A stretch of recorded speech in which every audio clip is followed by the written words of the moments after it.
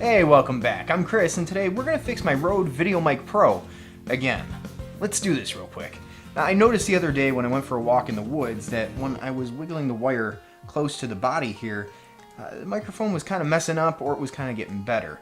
But either way, it wasn't working. So to me, that means there's some sort of a loose connection, a short, something's going on there. Breaking the wire, it's grounding out, something's interfering, and we have to fix it. So let's do this real quick. Obviously, the first thing I'm going to do is take the battery out. You do need one of those little hexagon bits. It's almost like a star shape or something like that to get this out of here. Other than that, it's pretty much easy. Everything, I would just treat everything as it being delicate. So be very careful when you're taking stuff out. You don't want to rip any more wires than you need to. You don't want to loosen any components. And when you're soldering, you don't want to heat the board up any more than you need. So you might need to use a heat sink or something like that so that, well, you don't heat up components more than you need so they don't fail on you. I don't need to break this any more than I might. And honestly, it's not too difficult. It's not working right now, so anything that I do, I'm either gonna break it or I'm gonna fix it. There's no warranty on this anymore, so it's not working. I'm either gonna fix it or I'm not. That's how I look at it. And with the board out, it's time to cut the wire.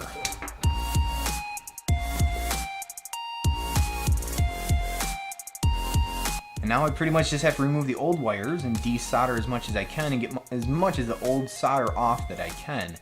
And then go ahead and, well, put the new ones in. I always tin my wires first before I go ahead and do something like this because it makes it a little bit easier. Well, that should be pretty much it. Now we gotta put this thing back together. It looks like it should work. I'm not getting continuity between the ground and the, well, positive and negative. You should get continuity between positive and negative because it's really just one signal. And anyways, just, we should be good. We'll find out in a second.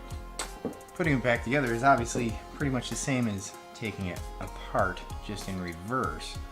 And with anything, just be careful when you're putting it back together. All right, let's see. Can you hear me? I think it's working. I think it's working good. And maybe I had interference before. That's why I was a little unsatisfied with the results. I bought this microphone used to begin with, and I fixed it once before. Check out that video, link in the description. And I fixed it again. But for the first half of this video, I was using this Movo microphone that I just bought. Really, the irony in the whole situation, I've been looking at the Rode VideoMic Go and the Rode Video Micro just as a backup microphone for something that doesn't need power that I could throw in my bag, I could keep in there. If my microphone battery dies or something, I can use this. Or a situation like the other day when I was walking in the woods, I don't have to turn this on and off every single time I want to record because I'm not recording the whole time.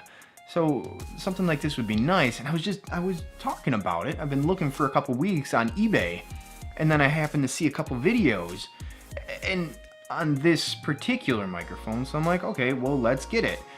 And then sure enough, the next video I go to make, which was the walk in the woods, the Rode microphone, something is going on with it. I thought it was just a dead battery, but investigating further, obviously we know now it wasn't just a dead battery. There was some sort of a break in the wire or a short or something like that.